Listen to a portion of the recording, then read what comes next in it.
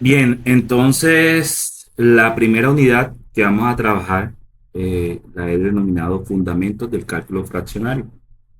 No, obviamente no vamos a concluirla hoy, sino corresponde esta semana y la próxima semana que sí vamos a trabajar un poquito más de tiempo. Yo no te había dicho, pero bueno, después te comentaré. Entonces, como te digo, la primera unidad se llama Fundamentos del Cálculo Fraccionario. El día de hoy vamos a hablar un poquito sobre el curso, una introducción para que veas cuáles son los temas que tengo seleccionados que van a aportar a tu trabajo de investigación. Posteriormente empezamos, como te dije, con los fundamentos en cálculo fraccionario. Primero voy a dar una idea en términos generales de lo que es el cálculo fraccionario. Ya posteriormente, en la próxima semana, sí empezaré con las definiciones formales. Aquí simplemente voy a empezar con una idea general. Después voy a hablar un poco sobre la reseña histórica para que te identifiques cuáles son los matemáticos representativos del cálculo fraccionario, que también se puede conocer como cálculo de orden arbitrario. También se le conoce así. Y finalizamos la sesión de hoy hablando sobre algunas funciones especiales en este mundo del cálculo fraccionario, unas funciones que reiterativamente vas a estar viendo cuando estés trabajando los cálculos que se desarrollan aquí. Entonces, Ok, listo. Listo. Las unidades del curso serán las siguientes. Fundamentos del cálculo fraccionario, esa es la primera unidad. Vamos a ir a trabajar todo lo que corresponde a qué significa la derivada de orden arbitrario, qué significa la integral de orden arbitrario y sus propiedades. En la segunda unidad vamos a ver cómo se resuelven ecuaciones diferenciales en donde la derivada es de orden fraccionario o de orden arbitrario, como te lo he venido diciendo, cómo son su solución, cómo son las técnicas que se utilizan ahí, y bueno, y hacemos un comparativo con las ecuaciones diferenciales ordinarias comunes.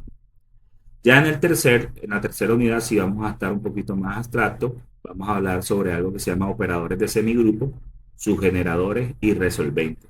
Ya aquí es una teoría un poco más abstracta de todos los fundamentos que se dan en ecuaciones diferenciales. Ya esto es una especie de generalización. Ahí sí nos vamos a demorar un poco más de tiempo porque la teoría no es tan sencilla. Es sencilla comparada con otras, pero siempre toma un tiempo poder hacer las definiciones claras.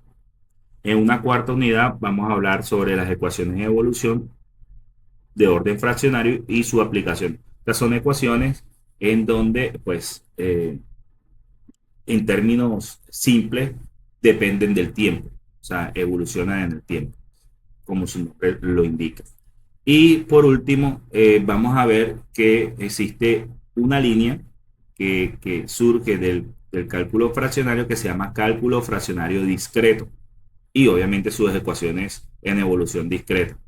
Entonces, ¿qué significa aquí? Que la derivada y la integral que estamos definiendo, que vamos a definir en estas primeras unidades, también hay un análogo cuando las variables a las cuales se derivan son discretas. Y esto es toda una línea y hay muchas investigaciones relacionadas con esto.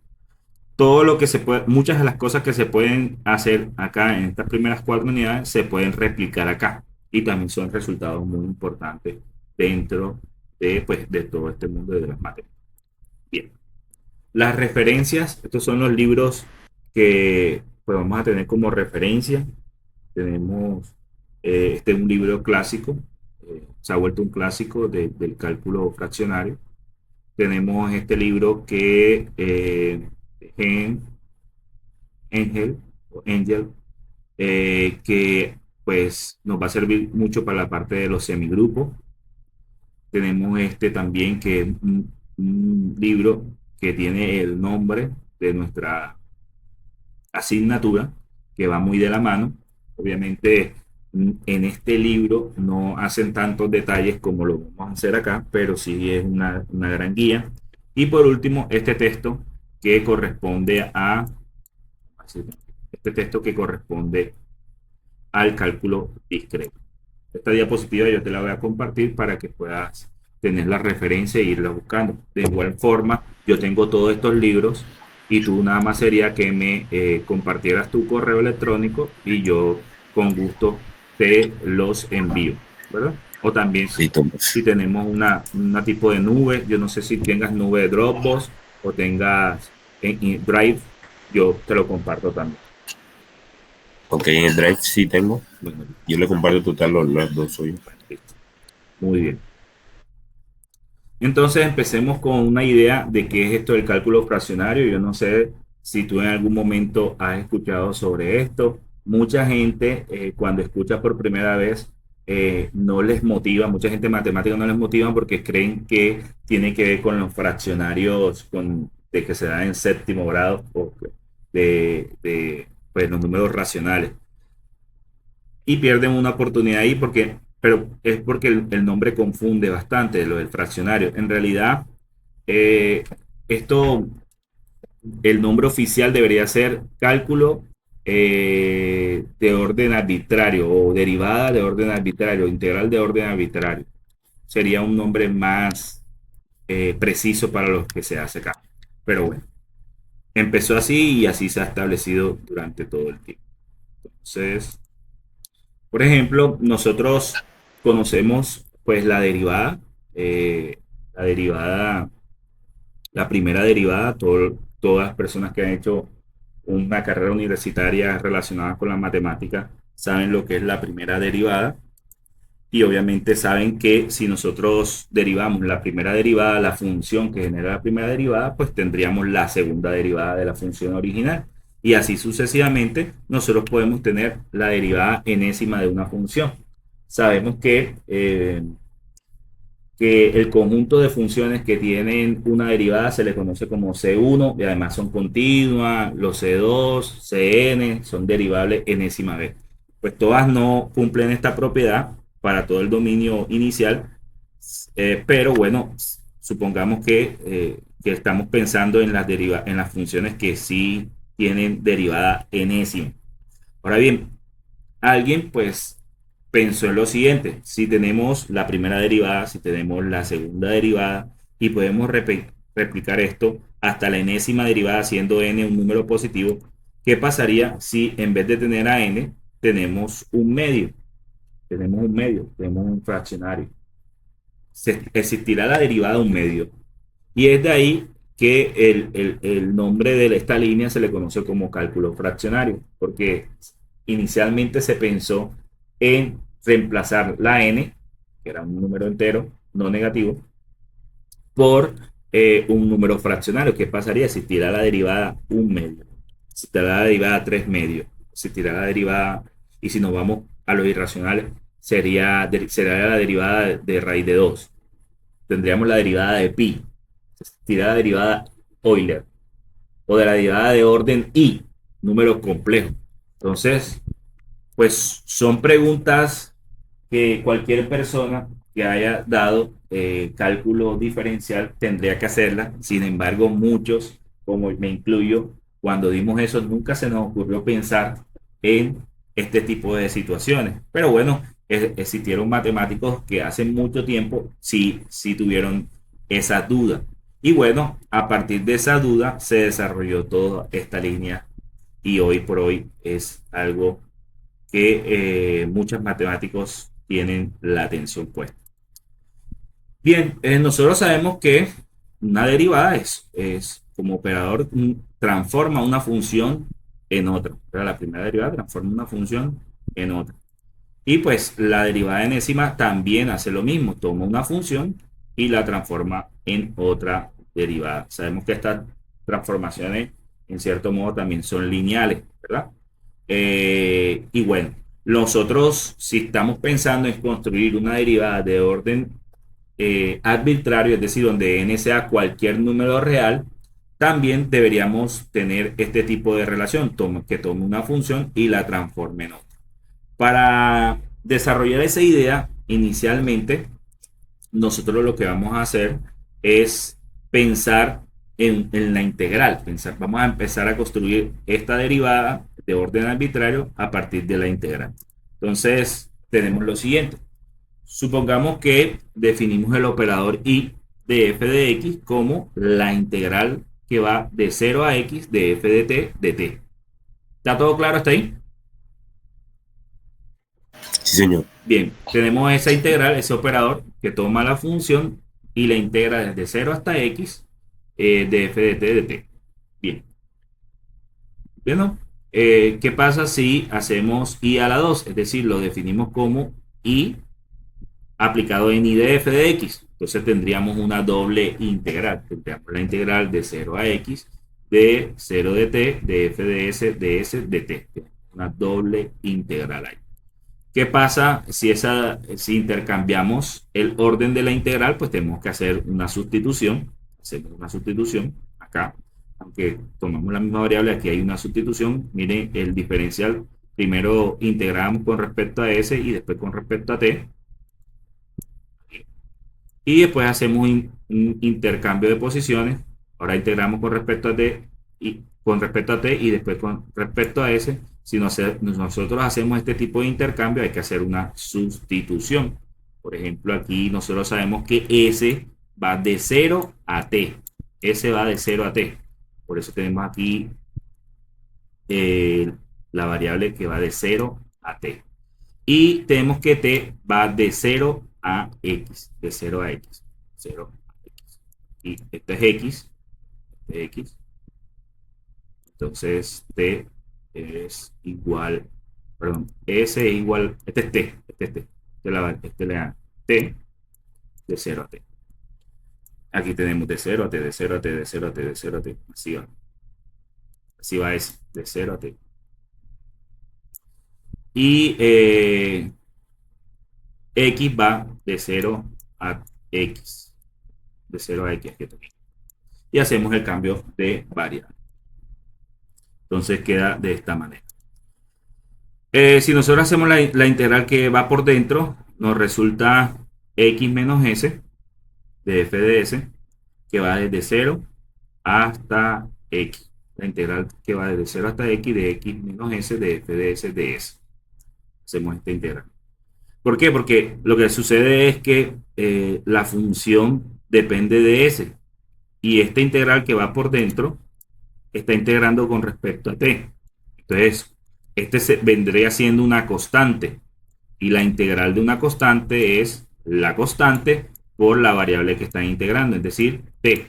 Pero como es una integral definida, entonces primero evaluamos en x y después le restamos la evaluación en s. Por eso queda x menos s. ¿Hasta ahí quedó claro? Sí, señor. Bien. Entonces tendríamos esta integral y nos resulta así. Entonces tenemos que el operador i de f de x se define de esta manera. Y tendríamos que el orden 2 de ese operador nos da este resultado. Si nosotros hacemos iterativamente este proceso, donde hacemos aquí i a la 2, es esto. Si hacemos i a la 3, nos resulta, tú lo puedes comprobar, nos resulta esto que tenemos. Un medio de la integral de 0 a x de x menos s a la 2 de f de s de s. Observamos que nos está quedando un patrón de x menos s elevado a un exponente que es una unidad menor al orden que le damos a la i. Por ejemplo, aquí era i a la 2, aquí nos quedó exponente 1, aquí es i a la 3, nos quedó exponente 2. Y también nos está resultando una fracción 1 sobre, aquí vemos que es una unidad menor. Entonces nosotros podemos sacar ese tipo de patrones. Sin embargo, cuando vamos avanzando y vamos avanzando haciendo de forma iterativa, nos damos cuenta que en realidad para un n cualquiera entero positivo o entero no negativo, este operador i a la n de f de x nos resulta 1 sobre n menos 1 factorial por la integral que va desde 0 a x de x menos s de n menos 1 de f de s de s. ¿Sí?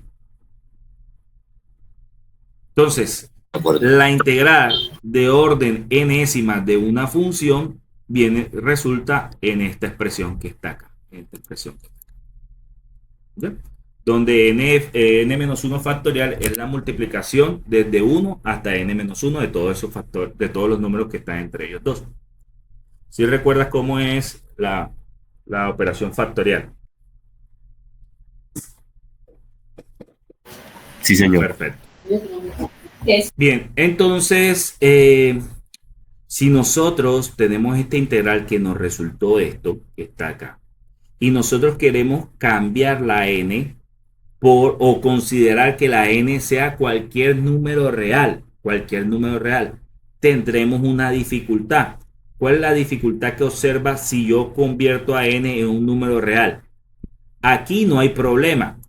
Y vemos que no hay problema, porque si este es un real, pues se le puede restar 1 a cualquier real. ¿Dónde tú observas que hay un problema si convertimos a n en un número real? Yo diría que en la parte acá del factorial, ¿no? En el factorial, porque el factorial se define para números enteros no negativos, ¿cierto? Sí, señor. Entonces Sí, ahí señor. tendríamos una dificultad. Entonces, una manera de generalizar esta fórmula es simplemente generalizar el factorial. ¿Sabes cuál es la generalización del factorial para cualquier número real? Bueno, no estoy seguro si me acuerdo. Pero ¿qué piensas? Más o menos. ¿En dónde tienes duda? Bueno, yo la conozco como con la definición usual de que empiezo a restarle n, o sea, desarrollo el factorial n por tanto, menos uno Sí, sí, más pero 2. en términos generales, cuando n no es un número natural, sino es un número real, hay una función que generaliza el factorial. Esa función se le conoce como función gamma. Bueno, observamos que pues la integral también es, aquí transforma la función en otra función que también depende de x, ¿cierto?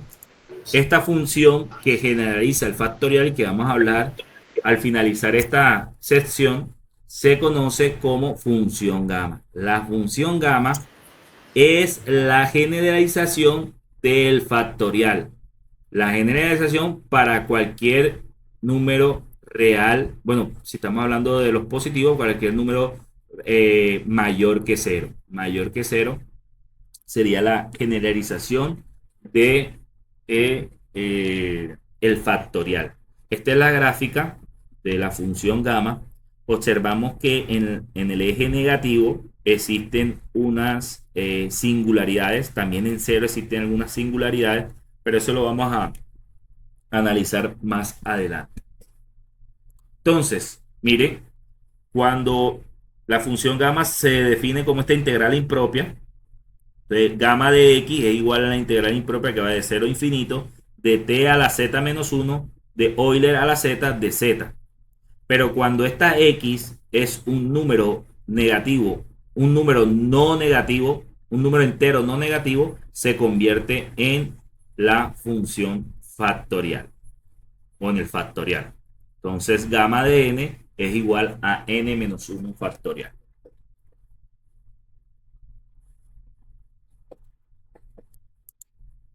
Y entonces nuestra fórmula o nuestro operador I a la n de f de x, que está definido solamente para n entero no negativo, se puede generalizar para un valor alfa arbitrario mayor que cero de la siguiente manera. Observe que, vamos a echarnos para atrás. Ya. Observa que este es el operador en orden entero no negativo, mira la expresión, y así resulta para orden arbitrario alfa, alfa siendo un número real mayor que cero. Miren, mira que el único cambio que ha sufrido es que en vez de tener n-1 factorial, ahora tenemos 1 sobre gamma de n. Aquí tiene un error. Aquí es gamma, aquí tenemos que es gamma de alfa. Vamos a corregirlo inmediatamente.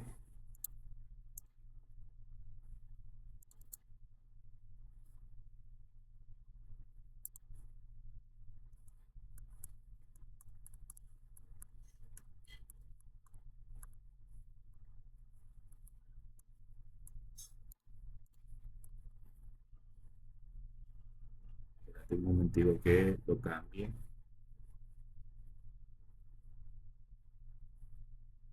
¿Dónde está? ¿Dónde está?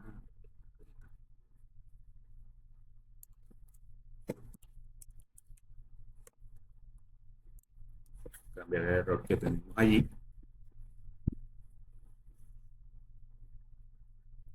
Esperemos que piense un ratito para que esté compilando. Se acaba de levantar.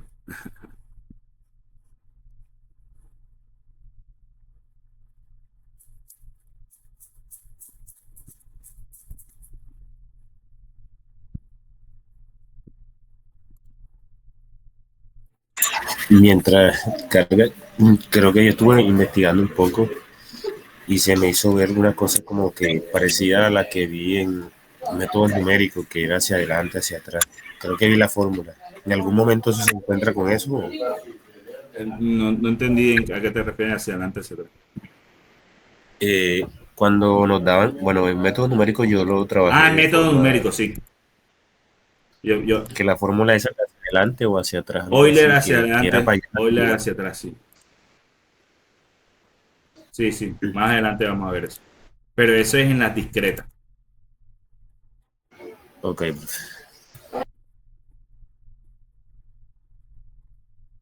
Bien, ahí lo tenemos. Entonces, observamos que el cambio que tenemos es que reemplazamos a n por un número arbitrario alfa mayor que cero. Y entonces, n-1 se convierte en gamma de alfa. Y entonces, esto que tenemos aquí se le conoce como la integral de orden arbitrario o integrales fraccionarias de Riemann-Liouville. Riemann-Liouville o simplemente la integral de Riemann fraccionaria, la integral fraccionaria de Riemann o de Riemann-Liouville o de RL. Pues hay diferentes denominaciones, pero en realidad es la integral fraccionaria. Entonces, este es integral de orden arbitrario. Sería definida de esta manera. Entonces, nosotros sabemos, vamos aquí a colocar para tener la pantalla completa, que ¿qué propiedades cumple este operador integral de orden fraccionario? Cumple la siguiente propiedad. Por ejemplo, esta propiedad que pues es una propiedad que se le conoce como propiedad de semigrupo, que más adelante vamos a hablar sobre ello, que nos dice que la integral de orden alfa más beta de f de x es igual a la integral de alfa operado a la integral de beta de f de x.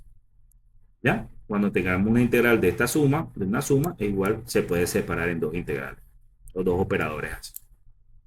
Y también tenemos esta propiedad que es muy importante, que la derivada, la primera derivada de la integral de orden alfa más 1 de f de x es igual a la integral de orden alfa de f de x. Es como si la derivada se le restara una unidad a este orden de la integral. ¿Sí?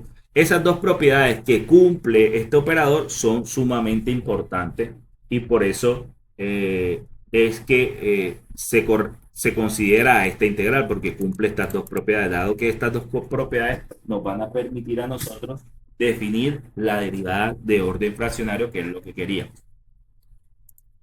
Entonces, por ejemplo, nosotros sabemos de nuestro curso de cálculo diferencial que la derivada enésima de la integral de orden n de f de t es igual a f de t. Hay ese tipo de relación. Sabemos que en caso contrario, inverso, no funciona, pero de esta forma tenemos este tipo de relación, que la derivada de la integral de f de t es igual a f de t. ¿Sí? Esto lo tenemos de los teoremas fundamentales del cálculo. Entonces, si nosotros queremos definir, o bueno, una de las pretensiones al definir una derivada de orden arbitrario sería que cumpliera este tipo de relación con la integral que acabamos de definir, con la integral de orden fraccionario. Entonces, de ahí es que se considera la siguiente definición de derivada de orden arbitrario. Observen que nosotros tenemos que f de t, por lo visto acá, es igual a la derivada de orden enésimo de la integral de orden enésimo de f de t. Hasta ahí todo claro, ¿cierto? Por lo que ya sabemos del teorema fundamental del cálculo. Sí, señor. Exactamente. Ahora bien, por las propiedades que teníamos ahorita de la integral de orden fraccionario, nosotros sabemos que esta integral de orden enésima se puede escribir como la integral de orden n menos alfa de la integral alfa. ¿Por qué? Porque nosotros sabemos, por la propiedad que hicimos ahorita, que cuando tenemos esta doble integral de orden fraccionario, ¿qué sucede? Se convierte en una y se suman el orden, se suma el orden. Eso lo teníamos ahorita acá. Acá lo definimos. Mira. Cuando tenemos la integral de alfa operada a la integral de beta, perdón, la integral de orden alfa operada a la integral de orden beta, se deja una misma integral y se suman los órdenes. Entonces tiene esa propiedad. Entonces, si nosotros sumamos los órdenes de estas dos integrales, se va al alfa y queda i a la n, que sería esto. ¿Sí se ve? Sí, señor. Perfecto. Aplicando la propiedad que ella se ve. Sí, exactamente. Luego entonces observamos que aquí tenemos dos operadores. Podemos asociarlo de la siguiente manera. Asociamos estos dos, este con este, y dejamos este solo. Y tenemos que, vamos a cambiar el color, que este operador que está acá, tiene que lo acabo de asociar, la derivada de orden enésima operado a la integral de orden n menos alfa, si eso lo operamos con, vamos a borrar, estos dos lo asociamos. Si esto lo operamos con la integral de orden alfa, ¿qué nos resulta? F de t, que es la relación que teníamos acá. Un operador derivada que se le aplica a un operador integral que nos resulta f de t, nos resulta la identidad. Entonces, de esta manera, nosotros podemos decir que este operador se puede definir como la derivada de orden arbitrario. Y es así como nace de esa manera tan simple, bueno, tan simple como lo estoy explicando, pero no fue así la construcción tan fácil, lo que se conoce como la derivada de orden arbitrario de Riemann-Liouville. Porque este operador que estoy aquí señalando, se lo aplicamos a la integral que definimos ahorita de Riemann-Liouville de orden alfa, nos resulta la identidad. Entonces vemos que la derivada de orden arbitrario se define en este sentido como la derivada de orden enésima aplicado a una integral de orden n menos alfa. Donde este n, lo dijimos anteriormente, aunque no lo mencioné, estaba escrito ahí, equivale al entero positivo o no negativo, al entero no negativo mayor que alfa, o el menor de todos los enteros no negativos mayores de alfa, el menor de todos los enteros positivos no negativos mayores que alfa. Es decir, si alfa es un medio, entonces el entero, el menor de los mayores, sería 1. Si alfa es 3 medios, entonces n es igual a 2. ¿Sí? También se puede definir como el entero siguiente al número alfa. Entonces, si alfa está entre 0 y 1, el entero siguiente es 1. Si alfa está entre 1 y 2, n es 2. Y así sucesivamente. Te voy a borrar acá.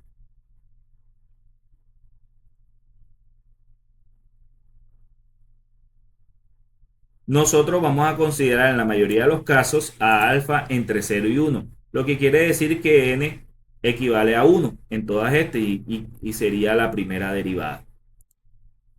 Entonces, esto es lo que tenemos en términos generales. Este sería la definición de la derivada de orden arbitrario de Riemann-Liouville para una función. La derivada, vamos a denotarla así con una RL en esta parte, para indicar, porque existen otras definiciones, existen muchas definiciones y cada día descubro una nueva. Pero esta, pues, se considera como una de las primeras y se le conoce como la derivada fraccionaria de Riemann-Liouville. Si consideramos a alfa entre 0 y 1 como te venía diciendo, por ejemplo, si tenemos que alfa está entre 0 y 1, entonces la derivada de Riemann-Liouville de orden alfa de una función, vamos a considerar la de x, en algunos casos se pone la x ahí para indicar que la derivada, la variable de derivación es x, va, va a ser igual a la derivada, la primera derivada, derivada natural, normal como la conocías antes, de aplicada a la integral de 1 menos alfa de f de x. Entonces, si alfa está entre 0 y 1, esta es la considerada la derivada de Riemann-Liouville. Observamos que inicialmente en esa derivada lo que se hace es una integral. Y lo que resulta de la integral lo derivamos.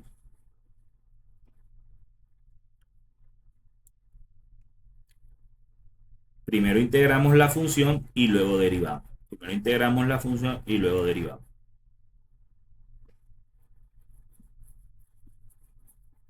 Entonces esto hace que, por ejemplo, si f de x, ahorita lo vamos a ver, equivale a una constante, no necesariamente, o sea, no va a dar 0, porque como esa constante primero se integra y luego se deriva, entonces descartamos por completo que la derivada de una constante en este sentido, cuando alfa está entre 0 y 1, no es 0.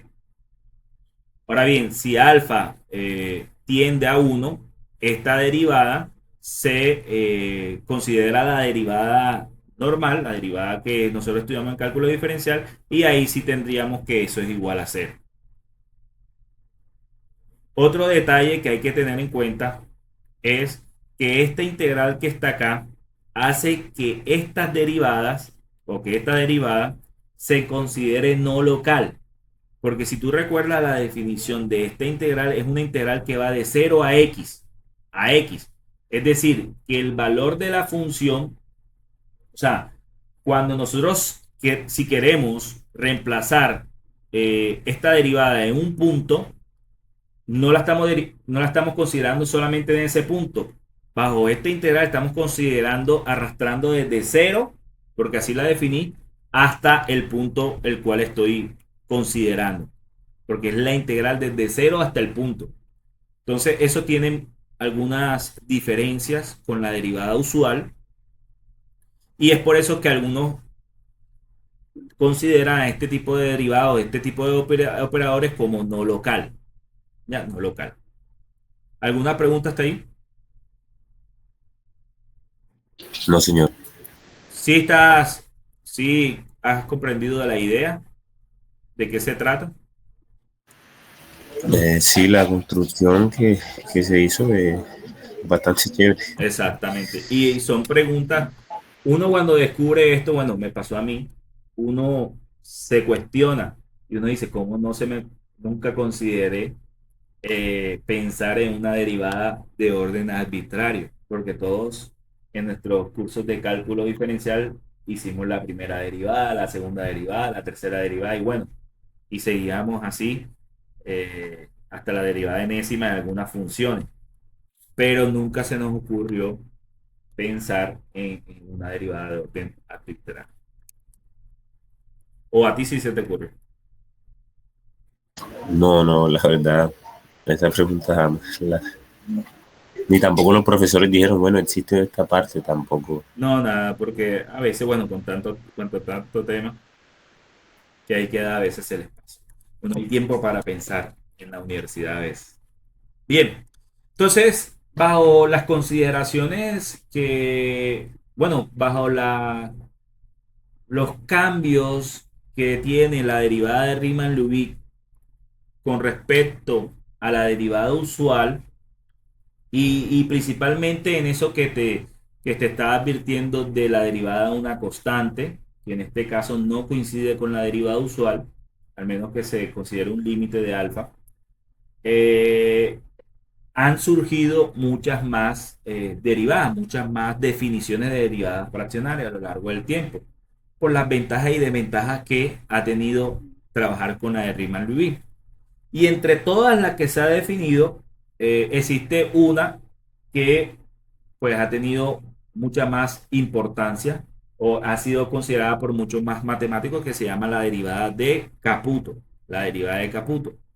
Que si tú observas en términos pues de identificar los operadores, vemos que el cambio sustancial que tiene la derivada de Riemann-Liouville con respecto a la derivada de Caputo, o la derivada de Caputo más bien con respecto a la derivada de Riemann-Liouville, es que se intercambian los operadores.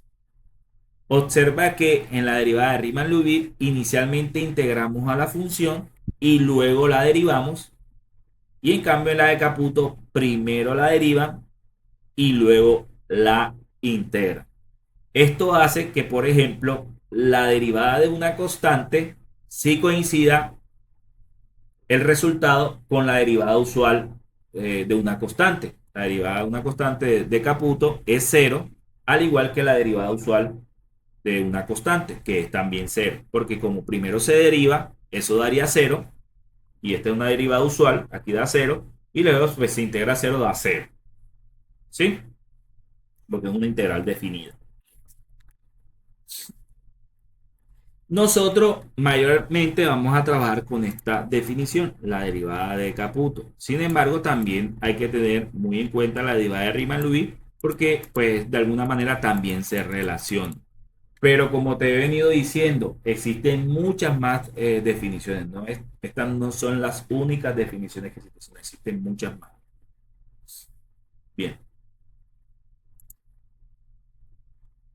Bueno, vamos a ver algunos ejemplos prácticos. Por ejemplo, vamos a hacer la derivada de Riemann-Liouville de f de x de orden alfa un medio. De orden un medio. Entonces observamos que en donde teníamos alfa lo reemplazamos por un medio. Teníamos alfa, pero lo reemplazamos por un medio. Y nuestra función es x. Entonces sería, voy a escribir en la parte de arriba para que lo tengan claro. Acá, ¿cómo era cómo era la fórmula? Pero me imagino que ya tú la tienes por ahí. Es cuando alfa está entre 0 y 1, como es este caso, es la derivada usual que se le aplica a 1 sobre gamma de alfa de la integral que va de 0 a x, porque aquí la que consideramos, de x menos t, siempre va esto, x menos t, a la menos un medio. ¿Por qué a la menos un medio? Ah, bueno, en este caso estoy escribiéndola de forma general, entonces sería alfa menos 1 de f de x de x. Bien, existen definiciones de Riemann-Liouville un poquito más general en donde este valor que está aquí, el cero, el límite inferior de la integral, se considera como un número arbitrario, un a arbitrario, que puede ser negativo, puede ser positivo, pero yo, pues a mí me gusta trabajar con la integral definida desde 0 hasta x, entonces la vamos a usar así, pero hay que tener en cuenta que existen muchos autores que también la definen como la integral desde a hasta x.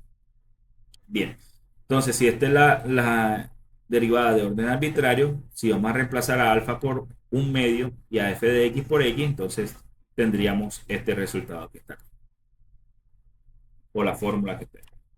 ¿Sí? Bien, seguimos. Ah, aquí me equivoqué. Aquí es f de t, porque es la que consideran la variable muda, la que va por dentro, f de t aquí. Aquí f de t de t. Bien. Entonces, tenemos que 1 sobre gamma de un medio es igual a 1 sobre raíz cuadrada de pi. Esto más adelante lo vamos a chequear Simplemente ahora mismo usted puede buscarlo en cualquier parte, gamma de un medio, te dará este resultado y por eso sale, porque como es una constante y sabemos que la derivada de una constante por una función es igual a la constante por la derivada de la función, entonces sale de la derivada, sale de todo, y tendríamos esto que está acá. Si hacemos una sustitución como u igual a x menos t, igual a x menos t, sabemos que el diferencial de u va a ser igual a menos el diferencial de t, ¿verdad? Y t va a ser igual a u menos x. Sí, Y señor. ahora, cuando la t, bueno, vamos a hacer eso. Vamos a hacer eso para que quede claro. No sé si aquí lo tengo apuntado después. Ah, no, no lo tenía apuntado. No sé si lo ves. Esa sustitución, ¿cómo se da? Aquí. U igual a x menos t. El diferencial de u es igual a menos el diferencial de t. Y como esta es la variable de integración, cuando t es igual a cero, entonces u es igual a x. Y cuando t es igual ¿a cuál es el otro límite de integración? X. Entonces u es igual a cero, porque se reemplaza aquí. Entonces la integral me resulta así. Esta integral antes de que resulte esto, queda así. El límite inferior va a ser x, el límite superior va a ser cero, va a quedar u a la menos un medio de, si aquí reemplazamos porque necesito saber a qué es igual t, perdón, nos queda t igual a u,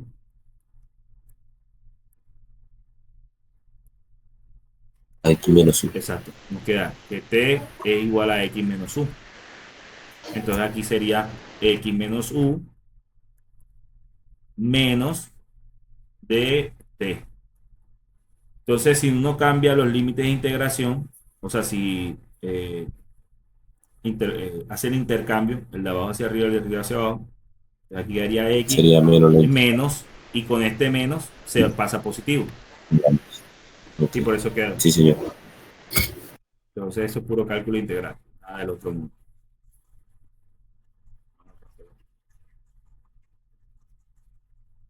Bien.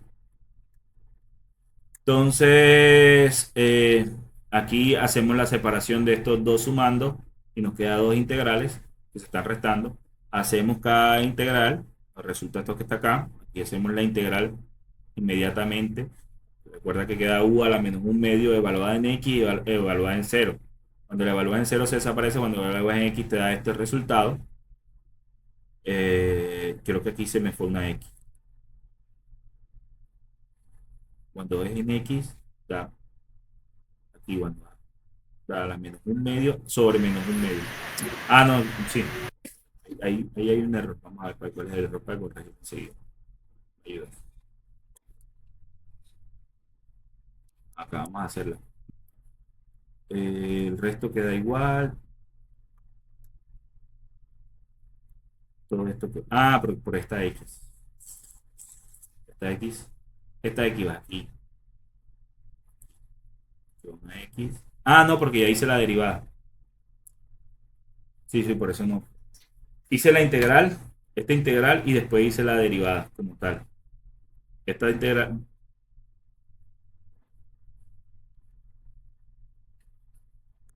Es algo que no cuadra.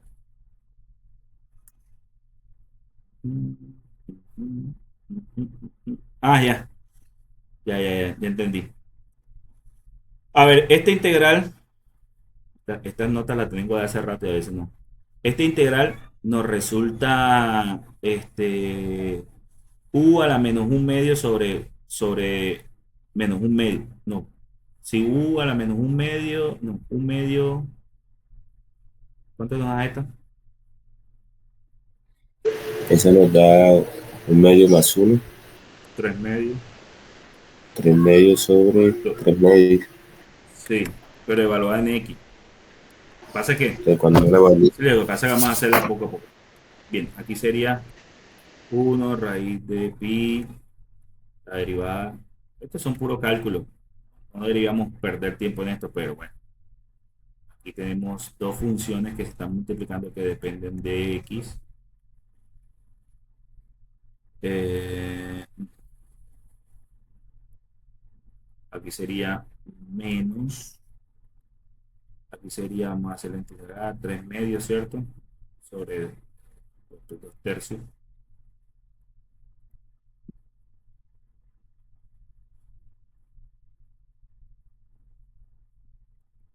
Y escribir la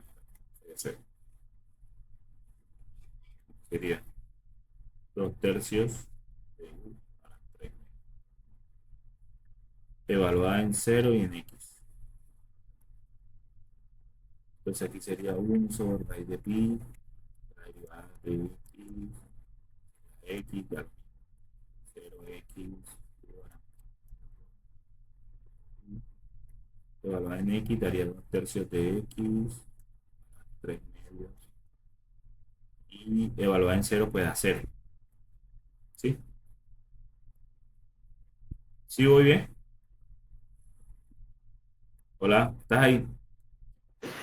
Sí, señor. Ahora, Este, dime. la sustitución no era, bueno, bueno, sí creo que queda así. Sí queda así.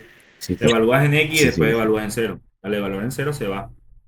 Evalúas en x queda eso. Ahora hacemos la derivada de un producto. Entonces, no sé si en la parte de abajo estás viendo. La derivada del primero da 1, te queda la integral de 0 a x de u a la menos un medio de u, más x por la derivada de esta función. Por la derivada de esta función, como es la derivada de una integral evaluada de 0 a x, es la misma función evaluada en x. Entonces sería x a la menos un medio, por el teorema fundamental. Menos la derivada de esto, ¿cuánto es? ¿Cómo se hace la derivada? Se le resta 1, que da 2 tercios, x a la, menos, a la 1 medio, y le resto 1, y se baja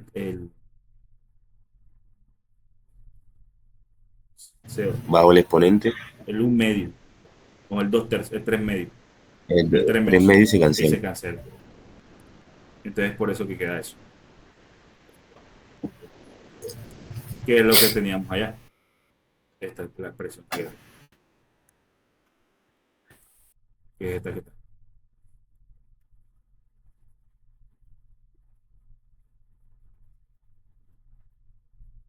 Que es esta que está. Mira que da la misma expresión. Entonces, sí está bien.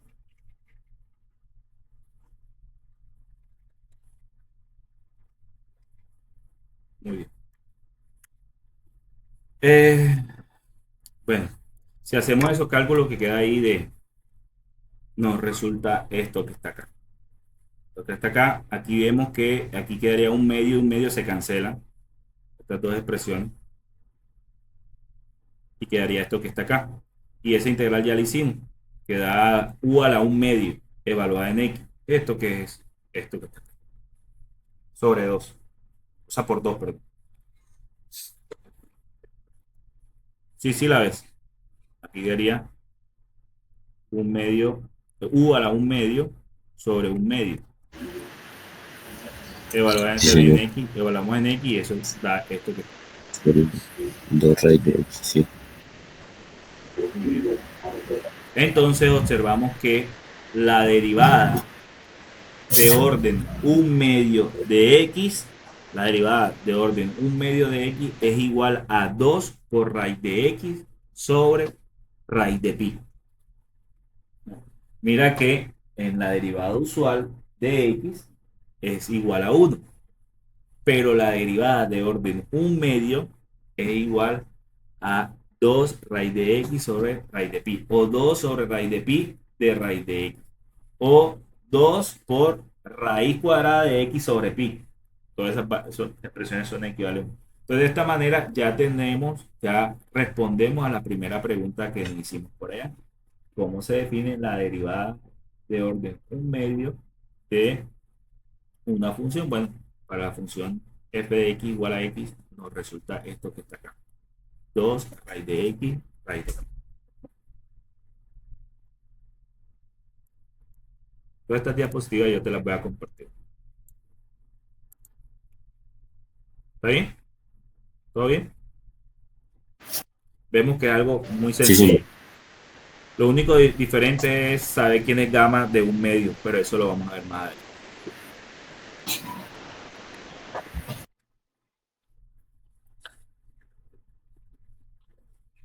Ahora, ¿qué sería igual a esta? Inténtalo hacer tú. Ahora tenemos la derivada de Caputo de orden un Esa es medio de x.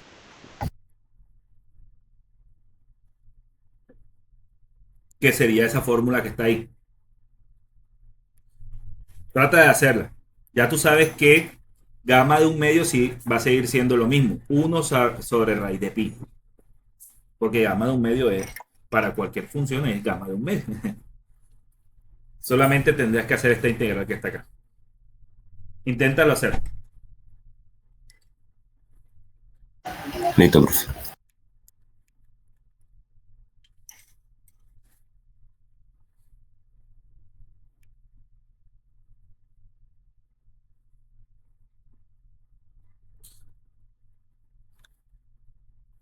Lo bueno de esta derivada es que primero derivas y después lo que te resulta de la derivada lo integras.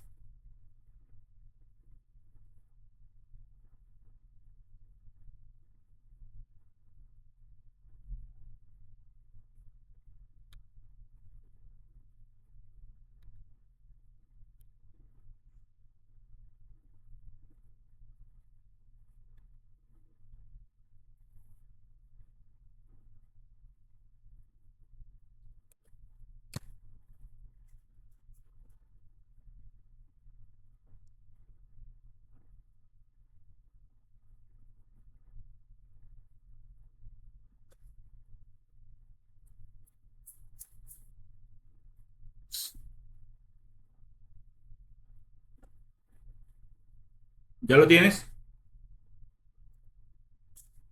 No, profe, todavía no.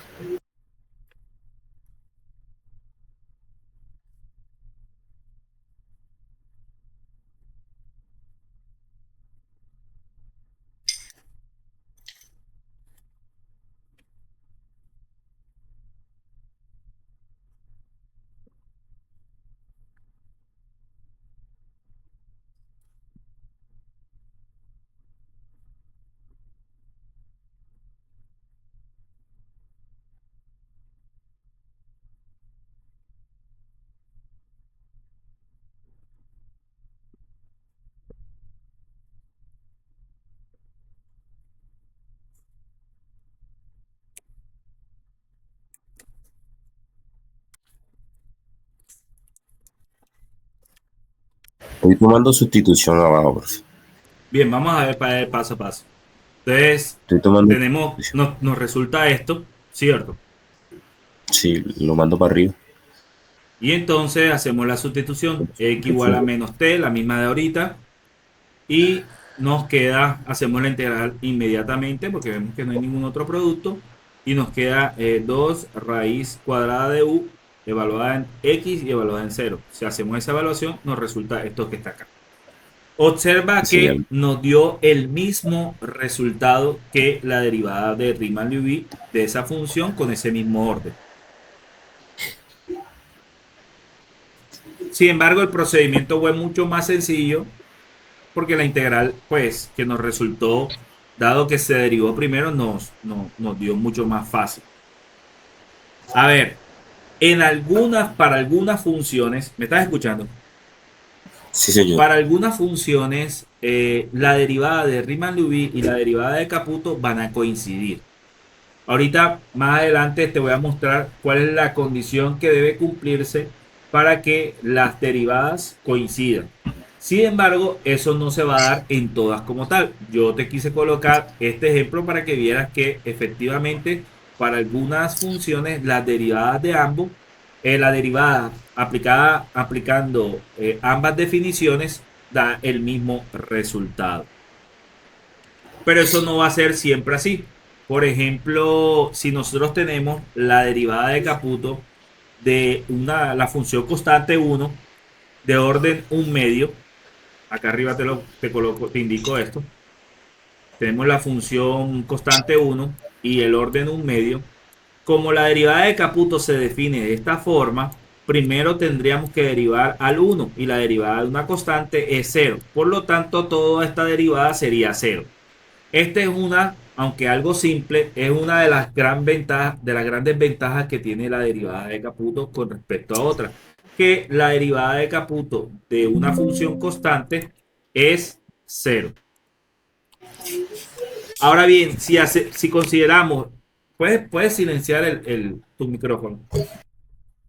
Si hacemos la derivada de Riemann-Liouville de esa misma función de orden 1/2, observamos que, pues, haciendo todos los cálculos, lo que me resulta es que la derivada de Riemann-Liouville de la constante 1 en el orden 1/2 nos da esta expresión en que está acá, no nos da una constante. Regálame un segundo que me están llamando. Bien, entonces entonces podemos observar que eh, la derivada de Caputo de una constante da 0. Sin embargo, la derivada de Riemann-Liouville de una constante nos genera esta expresión que estoy señalando. Es algo que de pronto para las personas que están viendo por primera vez esto, o que puede generar un choque, dado que la derivada de una constante nos está dando una función definida de esta forma: x elevada a la menos alfa sobre gamma de 1 menos. Tú puedes comprobar este resultado. Entonces, podemos observar que efectivamente las derivadas nos está dando diferente. Bien. Bueno, cuando la constante es 1, cuando alfa es igual a 1/2, pues la derivada de una constante de Caputo pues no varía, es 0.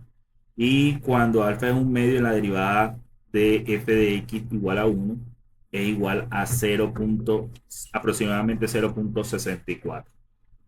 Bien, entonces vemos que efectivamente existen funciones a las cuales la derivada de Caputo y de Riemann-Liouville coincide, pero también existen funciones en las cuales no coinciden. Entonces, aquí tenemos algunas indicaciones. La derivada de Caputo depende de la derivada de la función. Como la derivada de la función es igual a 0, el resultado es 0. Como la derivada de la función es igual a 0, el resultado es 0. Entonces, cuando tengamos eso, pues ya sabemos.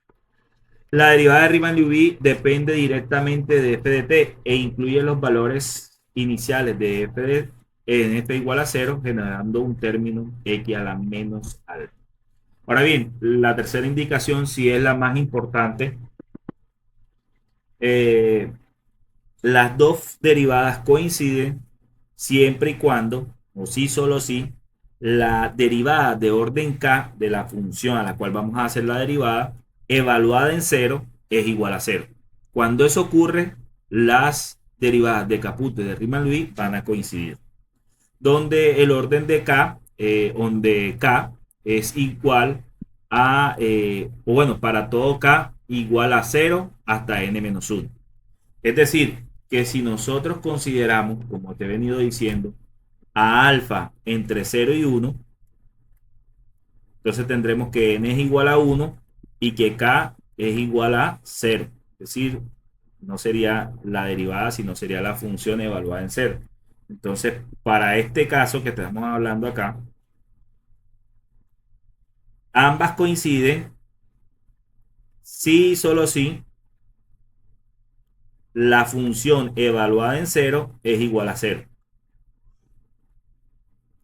Cuando alfa se encuentra entre 0 y 1, las derivadas van a coincidir cuando la función evaluada en 0 es igual a 0. Por eso ahorita cuando teníamos f de x igual a x y le aplicamos la derivada de Riemann-Liouville, nos dio igual que al aplicarle la derivada de Caputo. ¿Por qué? Porque esa función cuando la evaluamos en 0 es igual a 0.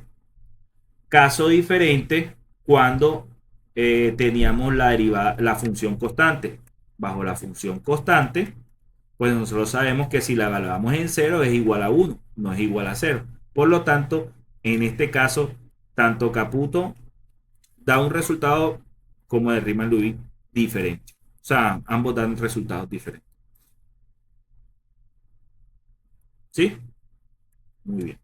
Entonces, si nosotros estamos hallando la derivada, queremos hallar la derivada de Caputo o de Riemann-Liouville de una función y observamos que esa función evaluada en cero es igual a cero, entonces, pues tomamos cualquiera de las dos derivadas, dependiendo cuál se nos sea más fácil de calcular, y sabemos que el resultado va a ser el mismo al aplicarle la otra. ¿Todo correcto? Sí, señor. Muy bien. Bien, entonces ahí concluyo como la introducción de lo que es la derivada de orden arbitrario. Te referencié las dos principales, la derivada de Riemann-Liouville, la derivada de Caputo. Sin embargo, ellas tienen sus definiciones formales que vamos a discutir en la próxima clase y además tienen sus propiedades, sus características. Vamos a analizarlas de manera cualitativa, vamos a hacer un análisis de ellas y pues vamos a ver sus aplicaciones y sus relaciones y también vamos a ver otras definiciones. Pero eso es para la próxima semana. Ahora simplemente era un abrebocas para que tuvieran una idea clara de cuando yo te hablo de cálculo fraccionario a qué me estoy refiriendo. Ahora bien, como segundo momento, o bueno, tercer momento de esta sesión, vamos a hacer una pequeña reseña histórica. Te voy a comentar sobre algunos de los matemáticos más importantes que han aportado en esta línea de investigación o esta línea de las matemáticas, esta rama de las matemáticas. Muy rápidamente, para que tú también lo tengas en cuenta, es muy bueno porque a la hora de hacer un preámbulo de una tesis, de una introducción. Siempre es bueno basarse también en un poquito de historia, hablar, comentar un poquito de historia, entonces por eso te estoy haciendo este tipo de reseña histórica. Entonces todo se remonta aproximadamente a 1695, donde Leibniz, que es uno de los precursores del cálculo infinitesimal, tanto el cálculo pues, de la derivada y la integral, Leibniz junto con Newton, son los dos, son considerados los padres del cálculo infinitesimal. Él tenía una correspondencia Leibniz con el conde de L'Hôpital. No sé si tú referencias al L'Hôpital por la regla del L'Hôpital que nos permite determinar algunos límites. Sí, señor. Entonces, L'Hôpital era una persona que, pues, no es reconocida como uno de los grandes matemáticos, sino que es más bien considerado uno de los grandes apasionados en su momento de las matemáticas, que incluso tuvo de mentor a muchos matemáticos, en especial a Bernoulli, y que además realizó, bueno, se le considera en algunas literaturas como uno de los primeros que publicó un libro relacionado con el cálculo infinitesimal. O sea, le gustaba bastante eso, pero no, si tú buscas en su historia, no tiene un resultado así como importante. La regla del Hospital, en donde se habla de él, es porque el libro que él publicó de cálculo infinitesimal, en uno de sus capítulos, se hablaba de esa técnica que muy probablemente se la enseñó uno de sus mentores que es Bernoulli, uno de los Bernoulli. Tú sabes que Bernoulli es una familia grande de matemáticos. Uno de ellos fue su mentor y le enseñó todo esto que había desarrollado Leibniz y Newton.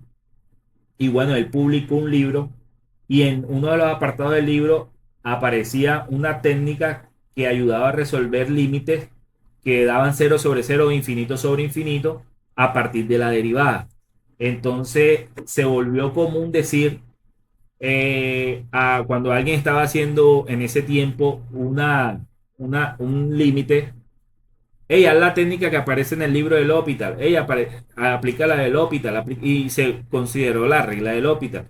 Pero si somos estrictos en quién lo descubrió, no fue el Hospital. Pero en el tiempo, como así nosotros referenciamos a muchos libros, como ella al ejercicio del apóstol, al ejercicio o de la Baldor. Hey, esos ejercicios son como de la Baldor. Baldor no hizo esos ejercicios. Baldor no desarrolló la factorización o Apóstol no hizo esas integrales o esas derivadas, sino que es común cuando uno se va a referir a algo que encuentra en un libro, pues llamarlo por el nombre del autor. Entonces, eso le pasó al L'Hopital. Entonces, el L'Hopital el conde L'Hopital tenía una correspondencia con Leibniz, en donde eh, se conoce esas correspondencias y es la primera vez o es pues el antecedente que se tiene más verídico, que es una carta donde L'Hopital le pregunta a Leibniz qué pasaría si en vez de tener un n no negativo para allá la derivada enésima, tuviéramos un medio, por ejemplo, o un número fraccionario.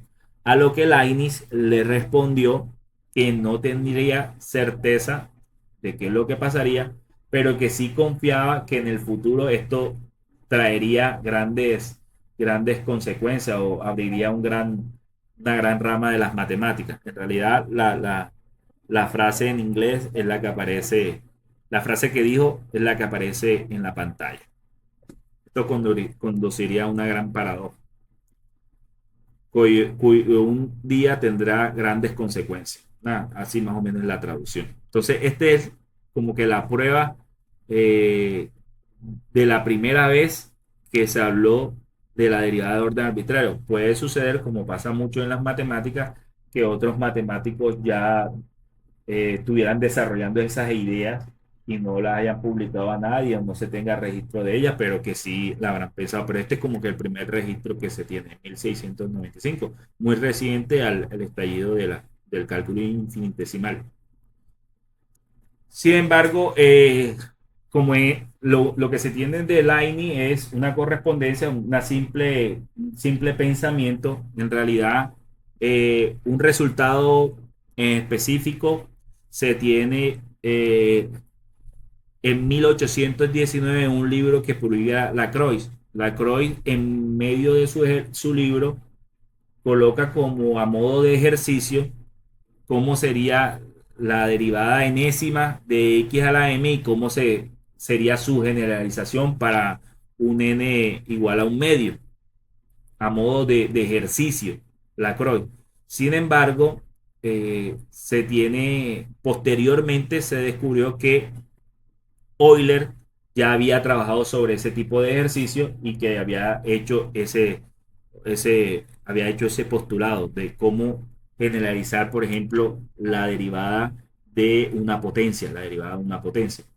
Y obviamente coincide con lo que tenemos hoy en día, que es que si la derivada enésima de x a la m de una potencia es igual a m factorial sobre m menos n factorial de x a la m menos n, entonces si consideramos a alfa un racional, entonces tendríamos que generalizar el factorial a partir de la función gamma. Entonces, aunque aparece en el libro de Lacroix, se conoce de que eso se había trabajado por Euler en 1730 y Lacroix simplemente lo colocó en su libro.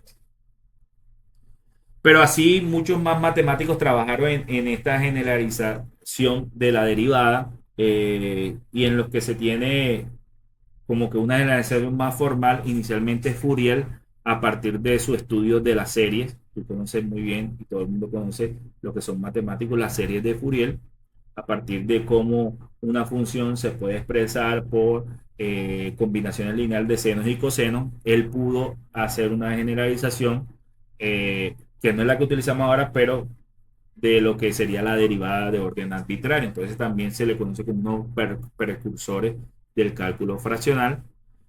Sin embargo, eso se tenía ahí como en medio de algo matemático que no llamaba mucho la atención, sino que fue hasta cuando el matemático Abel pudo encontrar una aplicación de la generalización de la derivada para un caso arbitrario que tomó fuerza la idea de estudiar esa rama ya de manera formal. Entonces, se le considera a Abel una de las personas muy importantes en el cálculo fraccional porque pudo encontrar una aplicación a la generalización a partir de un problema que se llama el tautocrona, problema que se le considera el tautocrona, que es el de considerar, espérate un momento que alguien, estás ahí,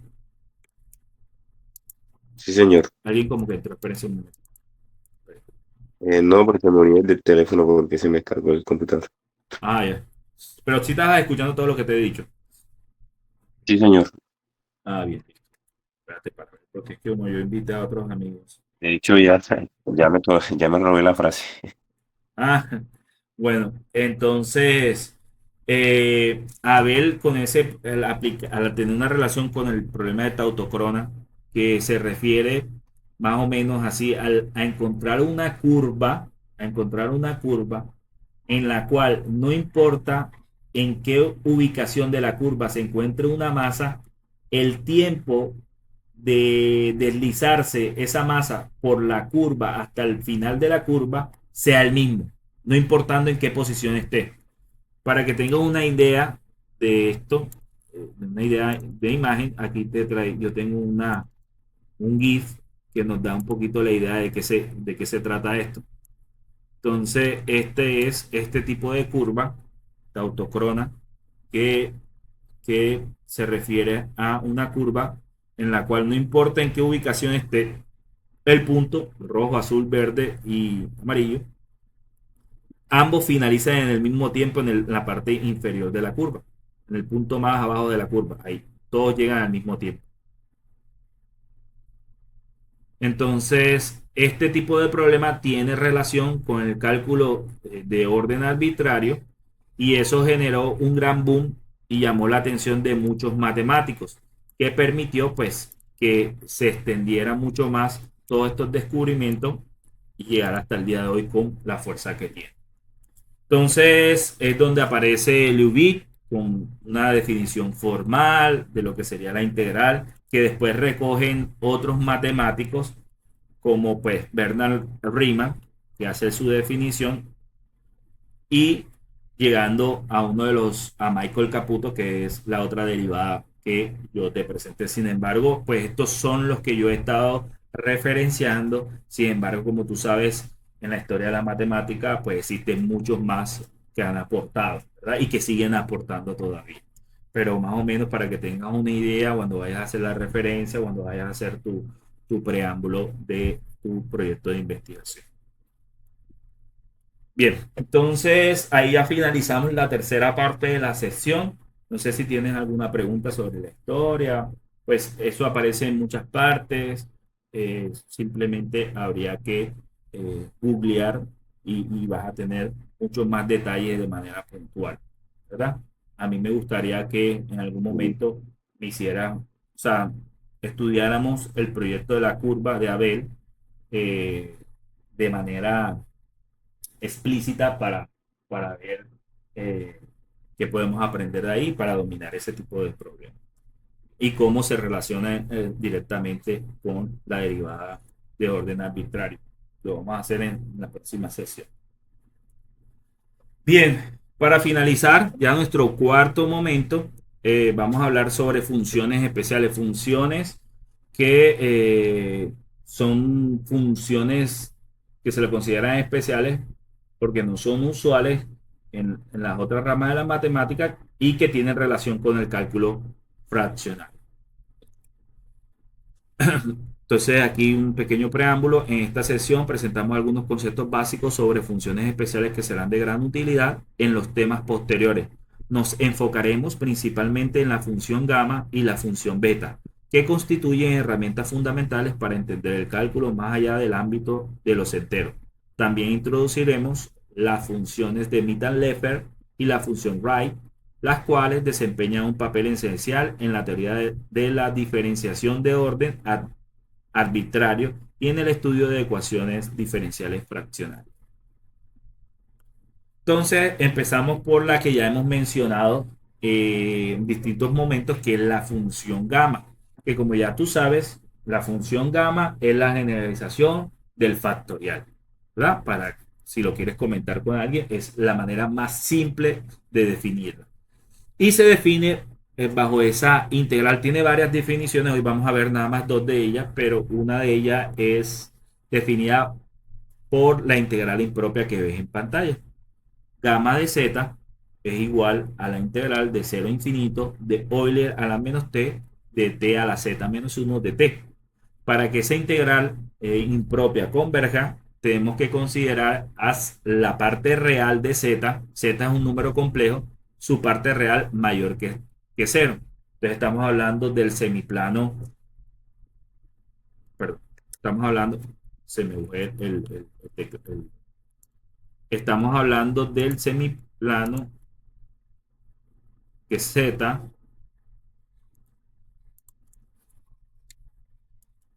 que Z, si tenemos el plano Z, estaría en este semiplano, considerando este semiplano, mayor que C, de los complejos. Muy bien. Entonces, algunas propiedades de esta función gamma, una de las más importantes es que gamma de z más 1 es igual a z por gamma de z. Siempre se podrá descomponer gamma de z más 1 o un valor más 1 como esa expresión por gamma de esa expresión, cualquiera que sea cuando se le está sumando 1. Y si no se te está sumando 1, no puedes sumar y restar y ahí trabajar con eso. Esto es una propiedad muy importante. Gamma de z más 1 es igual a z por gamma de z. Se puede comprobar a partir de la integral. Sabemos que pues gamma de z más 1 será esta integral y donde veamos z le sumamos 1. Entonces, por ende, el menos 1 que aparecía inicialmente desaparece y obtendríamos esta integral que está acá. Esta integral se hace una integral por parte, ¿verdad? A la integral por parte nos resulta esto que está acá. Entonces tendremos que esta parte va de 0 a infinito más z de gamma de la integral de 0 a infinito de Euler a la menos t de t a la z menos 1 de t, ¿verdad? Bien. Aquí se hizo integral por parte.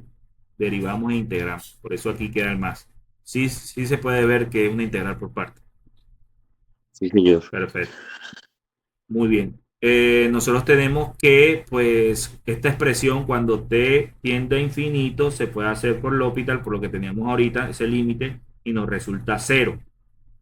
Y cuando t es 0, pues nos resulta 0 porque t 0 a la z, 0 y Euler a la 0 da 1. Entonces todo eso da 0. Por eso esa primera parte da 0.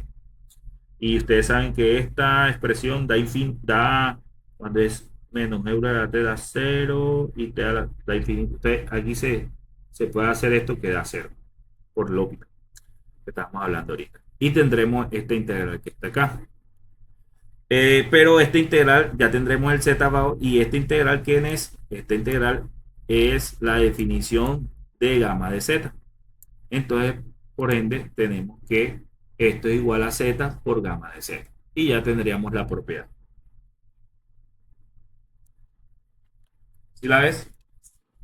Te la dejo ahí para que la tengas un poquito y la pongas. Sí, le voy a tomar pantallazo.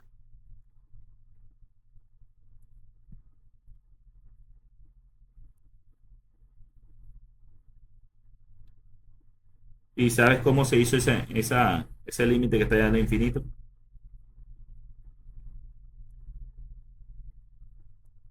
El de la primera parte. Ajá. Sí, señor.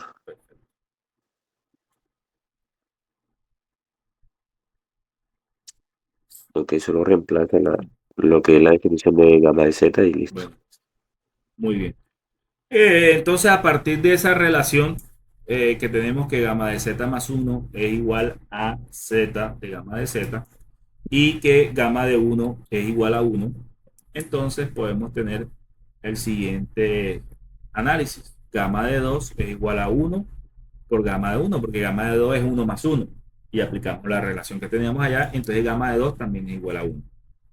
Gamma de 3, tenemos que gamma de 3 es 2 más 1, entonces eso es igual a 2 por gamma de 2 y gamma de 2 es 1 por el 2 da 2.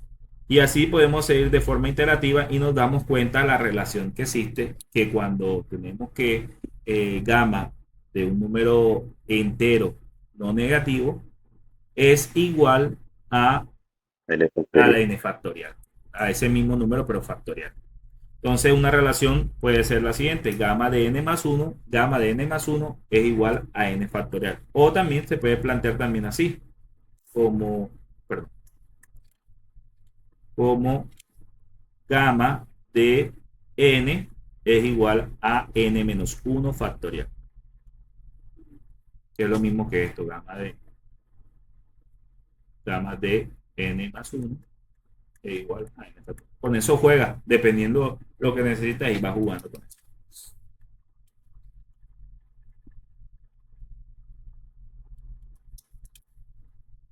Muy bien. Bien, al principio cuando te mostré la gráfica de la función gamma, lograste ver que la función gamma definida para los enteros negativos tiene singularidades. Singularidades.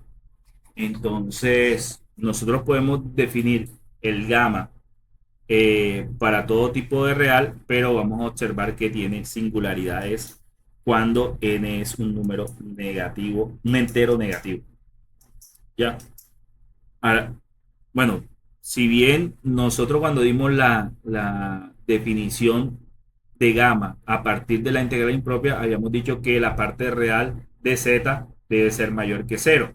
Sin embargo, vemos que esa función gamma puede tener otras representaciones, vamos a ver ahorita, que sí consideran a z negativo, pero quien no puede ser nunca z en ninguna de las representaciones es un entero negativo, un entero negativo. Puede ser un real negativo, pero no un entero negativo. ¿Sí? Y eso lo podemos ver así de la siguiente manera. Si nosotros tomamos la función gamma a partir de su definición integral impropia y dividimos esa integral en dos, de 0 a 1 y de 1 a infinito, como podemos ver, entonces, la primera integral se estudia usando la expansión en serie de Euler a la menos t. ¿Tú sabes cómo se escribe Euler a la menos t en serie? Euler a la menos t o a la t es igual a la serie que va desde i igual a 0 hasta infinito de menos t a la i sobre i factorial. ¿Sí? Esa es la definición en serie. Y la segunda integral usamos la función entera en z. Tú sabes, ya tuviste variable compleja, ¿cierto? Sí, señor. ¿Qué significa una función entera? Profe, me coge ahí. Oíste bien. Podemos decir en forma así que se tiene un disco que no tiene La, singularidades. la que uno evalúa en lo que están por dentro y lo que están por fuera. Entonces hay una reglita que uno sigue. Lo que están por dentro sigue una fórmula y las que están por fuera no deberíamos hacerlo con un teorema que tienen ellos ahí. Bueno, más o menos eso. Bien, entonces podemos observar que efectivamente si en la primera integral reemplazamos a Euler a la menos t por su representación en serie, tendríamos esa expresión que está ahí. Y pues observamos que, bueno, dado que converge tanto la integral como la serie, entonces hacemos un intercambio y sacamos la parte que no depende de t y dejamos dentro de la integral nada más la expresión que depende de t. Entonces nos queda la expresión que está ahí. Haciendo esa integral, la integral de 0 a 1 de t a la k más z menos 1 nos resulta 1 sobre k más z de esa expresión que está ahí. Entonces ahí vemos que esa sería nuestra primera integral. ¿Te fuiste o llegaste? Estoy aquí, profe. Espérate que yo siento que alguien entró.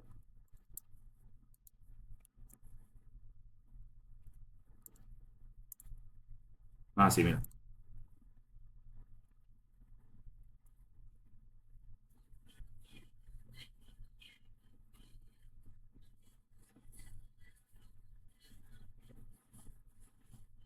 Espérate que ahí alguien está entrando.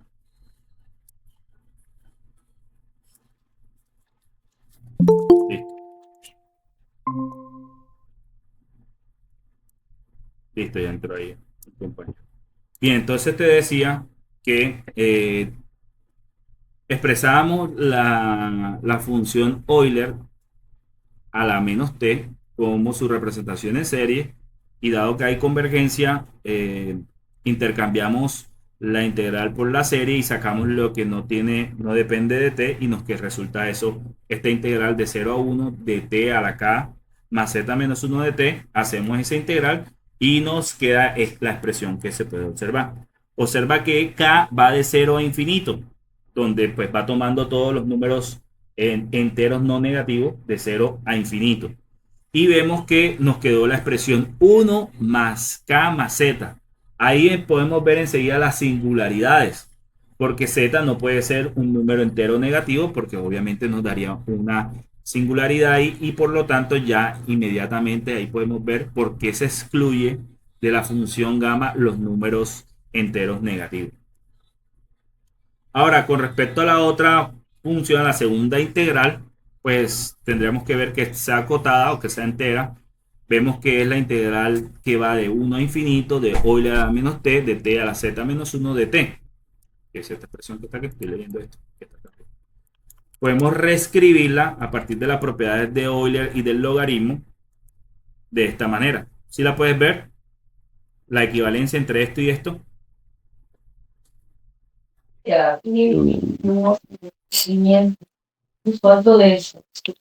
ok, ya, sí. ¿Sí la veo o no? Sí, porque toma T, o sea, hace como de estilo una sustitución, ¿no? Sí. No, así es, sí. Euler a la z menos 1, ¿cierto? Del logaritmo de t. Esto es fácil, esto es propiedad. Es como si tuviéramos esto elevado a la z menos 1. Y tú sabes que esto, Euler al logaritmo es t, entonces z a la menos 1. Y esto es esta expresión que tengo. ¿Sí? Sí. Y la otra es Euler a la menos t. Muy bien.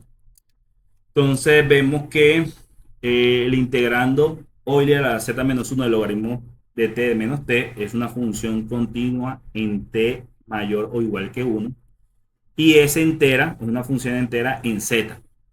Si nosotros consideramos a D un dominio acotado en el plano complejo y consideramos a un K sub 0 como el máximo valor de tomando Z en el disco D y la parte de los reales, perdón, de los complejos Z, de la parte real, X sub 0 es la parte, el máximo real, el máximo de la parte real de los Z que hacen parte de ese disco.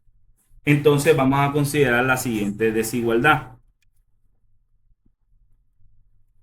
Euler, valor absoluto, o bueno, la norma de Euler a la z de menos 1 del logaritmo natural de t de menos t es menor o igual que, porque como aquí ya estamos hablando de la parte positiva, de la parte real, entonces va a ser menor o igual que x sub 0 menos 1 del logaritmo de t menos t.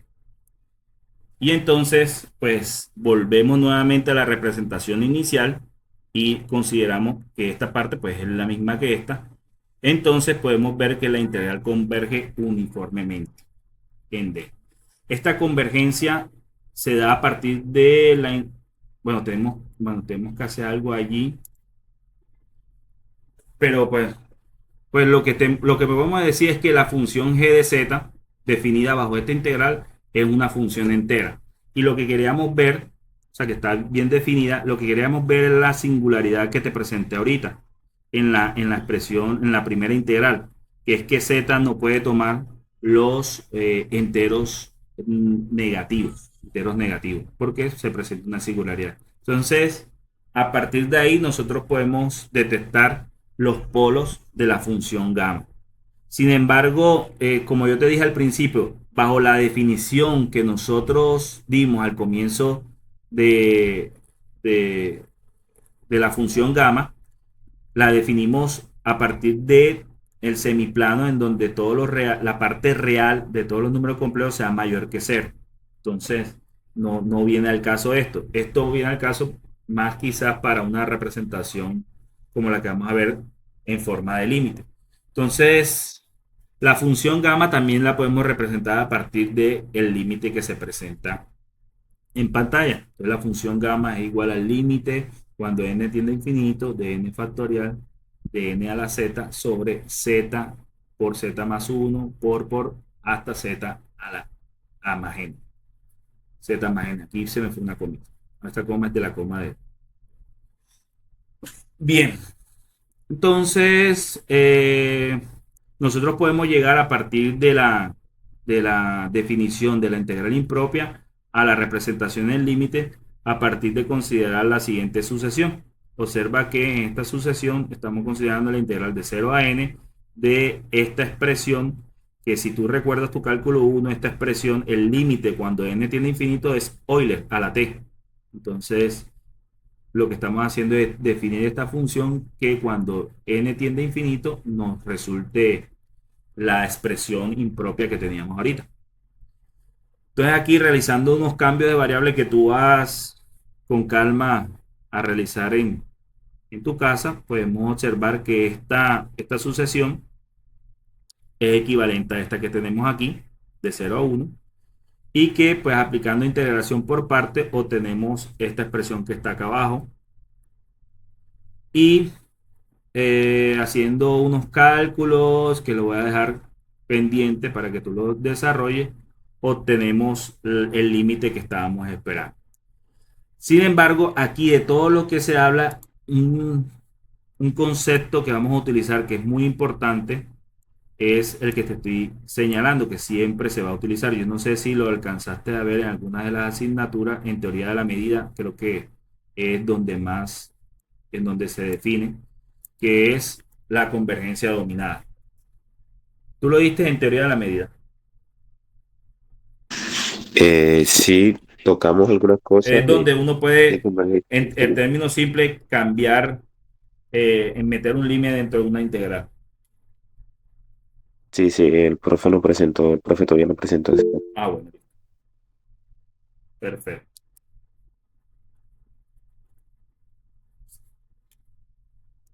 Bien, vamos a borrar aquí. Profe, Dígame. igual en el camino, pues se va recordando todos estos temas que de pronto no lo tenemos bien claro, ¿no? Sí, vamos a, eso va a ser, dentro de los ejercicios que se vayan dando, uno va descubriendo teoremas que cuando lo... A ver, nosotros, cuando estamos escribiendo algo o cuando estamos estudiando algo, nosotros no podemos dejarnos llevar de que ya existe y que ya lo comprobaron y que es así. Uno tiene que ir comprobando cuando uno se está formando. Cuando ya uno está haciendo un artículo ya científico que va a ser leído por expertos, uno sobreentiende que la persona también entiende. Pero cuando uno va a escribir una tesis o va a tener un proyecto de grado, uno tiene que ir detallando todo para demostrar que uno sí sabe. Uno tiene que demostrarle al lector que uno domina el tema. Entonces, más allá de que no se toque aquí, cuando usted vaya a escribirlo, más allá de que todas las personas que lo están leyendo ya lo sepan, usted es el que tiene que demostrar. Usted está demostrando que sí sabe. ¿Entendiste? Bien. Bueno, entonces eso es como que lo más relevante de la... ¿Estás aquí, Emiro? Sí, señor. Esto es como que lo más relevante de la función gamma. Sin embargo, más adelante vamos a ir retomando algunas cositas, van apareciendo cosas y vamos definiéndolas, ¿sí?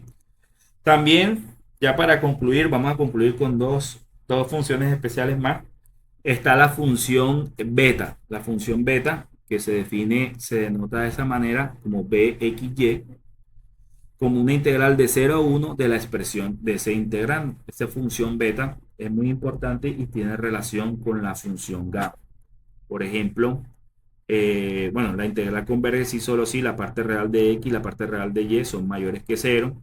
La función beta es una función simétrica, es lo mismo xy que definir la y de x. Y aparece frecuentemente en probabilidades integrales tipo Euler y en las funciones especiales. Una de las grandes relaciones que tiene la función beta con la función gamma, es decir, la función beta xy, la integral que acabamos de definir, es igual a gamma de x por gamma de y sobre gamma de x más y sobre x más y. Entonces, como vamos un poquito corto de tiempo, este es el esquema de la demostración. Nosotros inicialmente empezamos por acá, por el lado derecho, y llegamos al lado izquierdo multiplicado por gamma de x más y. Entonces consideramos primero gamma de x por gamma de y. Bajo la definición de la integral impropia serían estas dos integrales. Las escribimos como si fuera una integral doble, y entonces se consideran así. Euler de Euler a menos u se multiplica por Euler a menos b, y quedaría esta expresión que está aquí. Y pues tenemos este término y este término que viene de acá. Integración de u de b. Entonces, aquí estamos considerando a u y b mayores que 0, ¿verdad? Porque pues la integral está definida de 0 a infinito, y el diferencial de u nos indica que u es positiva o mayor que 0, estrictamente mayor que 0, y b también lo es. Eso es importante cuando vamos a hacer la sustitución. Entonces hacemos una sustitución, consideramos a t igual a u más b, y consideramos a s como u, ¿cierto? Entonces de acá podemos ver que b es igual o va a ser igual a t menos s, porque si u es s, lo pasamos hacia el otro lado, sería que b igual a t menos b. Entonces tenemos ya que nuestras dos variables que hacen parte del integrando se escriben en función de estas dos nuevas variables, de t y de s. B como t menos s y u como s. Entonces, si vamos a hacer esas sustituciones, esa integral doble, tenemos que tener en cuenta el jacobiano de esas nuevas sustituciones. Entonces, nosotros sabemos que el jacobiano, que se denota de esta manera, de u de b, de s de t, es igual al determinante. Aquí me hace falta la regla. No sé dónde está la regla aquí, para hacer esto recto. El determinante. Si te acuerdas de este tipo de sustitución, sustituciones e integrales dobles. Esto es puro cálculo vectorial. Entonces es la derivada de u con respecto a s. Entonces aquí da 1. La derivada de u con respecto a s da 1. Y la derivada de u con respecto a t da 0, porque 1 depende de t. Y después hacemos la derivada de b con respecto a s, eso da menos 1. Y la derivada de b con respecto a t, que da 1. Entonces este determinante es igual a 1. Lo que quiere decir es que du de b es igual a 1 por ds de t. Y entonces la integral que teníamos ahorita, si ya tienen esto en memoria, voy a borrar. Esto es lo malo de escribir sobre la diapositiva, que no hay mucho espacio y hay que borrar. Entonces, la integral que teníamos ahorita, que si mal no estoy, era la integral de 0 a infinito, de Euler a menos u más b, creo yo, de u a la x menos 1, de b de y a la menos 1, de u de b, termina sustituyéndose de esta forma. Ahora bien, creo que si no estoy mal, bueno, así está bien, perfecto. Así está bien. ¿Sí la ves? Emiro. Sí, profe. Sí, profe. Y si sabes ese tipo de sustituciones a integrales dobles que se utiliza el jacobiano. Lo de jacobiano sí me acuerdo, pero me tocaría repasar un poquito más, recordar aquella parte de yo, profe. Bueno, son cositas elementales que uno va utilizando, entonces, que siempre va a estar por ahí. Bien, entonces borro esto y ahora consideramos solamente la integral que va, esta integral.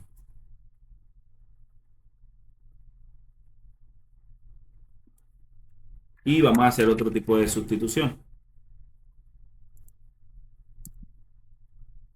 Entonces, si nosotros nada más consideramos la integral que va por dentro, esta que está aquí, y hacemos un tipo de equivalencia, una función, es decir, vamos a hacer la siguiente equivalencia. si esta función depende de s, la variable s, que está entre 0 y t. Entonces tenemos un intervalo que va de 0 a t, y ese es s, y vamos a hacer una equivalencia con un intervalo de 0 a 1.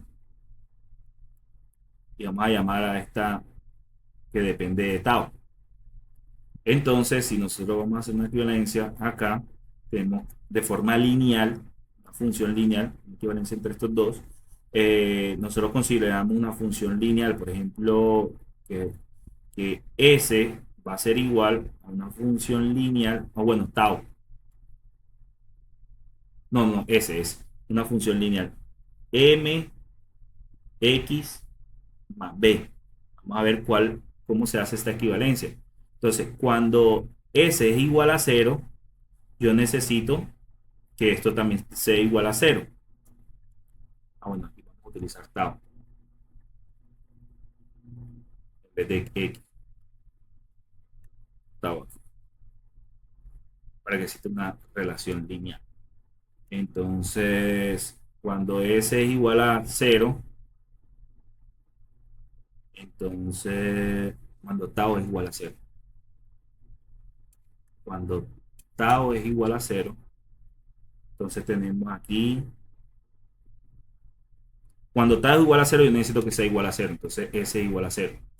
Aquí 0, y aquí B es igual a 0. Entonces, B es igual a 0. Y cuando tau es igual a 1, yo necesito que sea t. Entonces, tendremos que t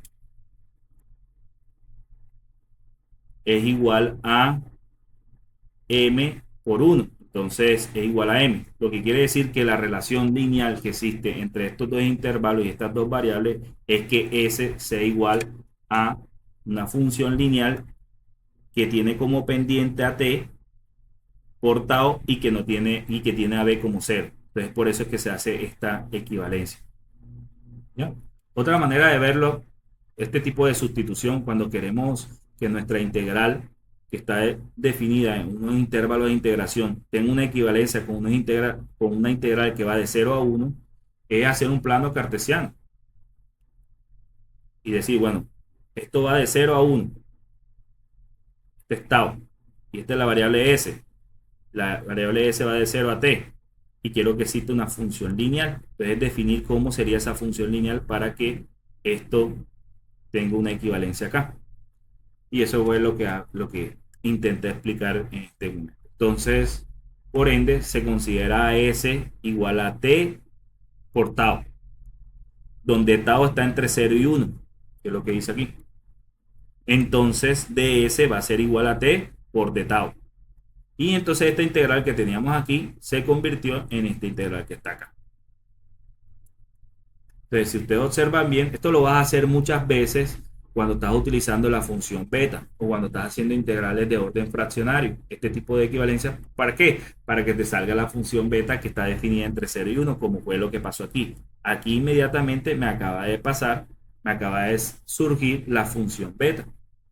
Entonces, tendremos que esta integral que iba por dentro resultó ser, la integral que va por dentro resultó ser esto que está acá, de 0 a 1, y la t elevada a la x más y menos 1 se suma con el Euler que teníamos acá. O sea, se saca de la integral que está acá y se multiplica, perdón, con este Euler que está acá. Y obtenemos esto que está aquí. Y como ya lo había adelantado, esto que está acá es la función beta de xy. Y esto que está acá, si tú recuerdas muy bien, es la definición de la función gamma. La función gamma de este z, pero este z es x más y. Y por lo tanto me queda que gamma de x por gamma de y es igual a gamma de x más y por la función beta xy. Entonces este gamma de x más y pasa hacia el otro lado y obtenemos nuestra relación. La relación entre la función beta y la función gamma. Expliqué un poquito así, no con la finura que me caracteriza, pero para que tenga la idea más o menos clara. Obviamente todos estos procesos que yo te estoy explicando aquí, tú ahora que te envíe la diapositiva, tú lo haces con más calma, con mayor detalle, porque eso te ayuda a ti a practicar y también a ir aprendiendo a escribir. ¿Quedó claro o no quedó claro? Sí, señor. Profe, usted lo envía al correo. Sí, Ok, hoy yo lo envío al WhatsApp. Bien. ok. Bien. Bueno, aquí hay algunos ejemplos. Cuando x y y son mn, obviamente las funciones gamma que teníamos aquí se convierten en la función factorial. Repito para que no está desde el inicio, la función gamma es la generalización de la función factorial. Bueno, ahí no se ve en la diapositiva. Entonces ya teníamos que la simetría, tenemos este tipo de relaciones recursivas, tenemos también, eh, podemos denotarla a partir de integrales trigonométricas. Bueno, todos estos casos son propiedades. Bueno, y por último, ahora sí ya la última, vamos a definir lo que sería la función Mittag-Leffler, que algunos le llaman la reina, la función reina del cálculo fraccionario. Esta Mittag-Leffler es la generalización de la función Euler de x. Recuerden lo que dijimos ahorita, o lo que mencioné ahorita. ¿Cómo se escribe Euler a la x en términos de serie, Emiro? Menos, Ese o sea, paréntesis menos sería 1. la serie que va Bueno, la de serie. k a 0 hasta infinito de x a la n sobre n factorial. ¿Ya? Entonces, puedo observar, en este caso, a esta se le conoce como la función Mittag-Leffler biparamétrica o generalizada. Se le llama E de alfa, beta de z. Es la serie que se define de esta manera. Y si tú puedes observar, esta serie que está acá es una generalización de la función Euler. Si tú en vez de tener alfa tienes 1 y en vez de tener beta tienes 0, es decir, Mittag-Leffler 0, perdón, 1,0, 1,0, o perdón, 1,1, alfa igual a 1 y beta igual a 1, entonces tendrías la serie que va desde 0 hasta infinito de z a la k de la función gamma de k más 1. Pero la función gamma, k más 1, ¿a qué es igual? Miro, ¿a qué es igual la función? Ya factorial. K factorial. Y entonces tenemos que esto es Euler a la z. Entonces observamos que cuando alfa y beta es igual a 1, la función Mittag-Leffler se convierte en la función Euler. O visto de esta manera, ¿cómo sería una generalización de la función Euler si en vez de tener n factorial tenemos la función gamma?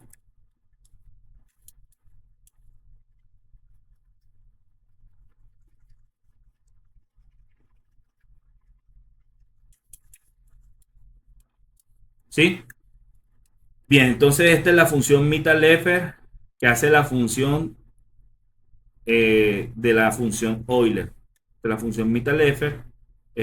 Casos particulares, cuando alfa y beta es igual a 1, aparece la función Euler. También para algunos valores de los parámetros alfa y beta aparece la función, eh, la serie geométrica, aparece la serie geométrica, cuando por ejemplo alfa es igual a 0 y beta es igual a 1. Si alfa es igual a 0 y beta es igual a 1, entonces tendremos la serie que de z a la k de alfa de 1, de gamma de 1, y gamma de 1 es 1, entonces tendremos z a la k, y si z es menor que 1, el valor absoluto o la norma de z es menor que 1, entonces esto es igual a 1 sobre 1 menos z, que es la serie geométrica. También es importante ese resultado. Bien, la transformada de Laplace de la serie de la Mittag-Leffler biparamétrica se hace multiplicándola por t a la beta menos 1. Entonces, la transformada de Laplace de t a la beta menos 1 de la Mittag-Leffler alfa beta es igual, evaluada en estos valores es igual a esto. Esto es muy importante porque la función mitad-Leffler, como lo decíamos ahorita, aparece en muchas ecuaciones fraccionarias. Entonces, cuando tú hagas la transformada de Laplace para resolver una ecuación diferencial de orden arbitrario, te puede aparecer esta expresión y ya tú sabes que entonces la transformada de Laplace inversa de esto es igual a esta expresión, una expresión parecida a esta. Obviamente, dependiendo qué parámetros se están utilizando. Algo que de pronto no mencioné es que cuando beta es igual a 1, es usual utilizar así. Solamente el parámetro alfa, el beta no se coloca. Así se considera. Y esta es la mitad Leffler de pronto más conocida o más utilizada, con beta igual a 1. Pero la generalizada, pues, concepto más general, como su nombre lo indica. Steven,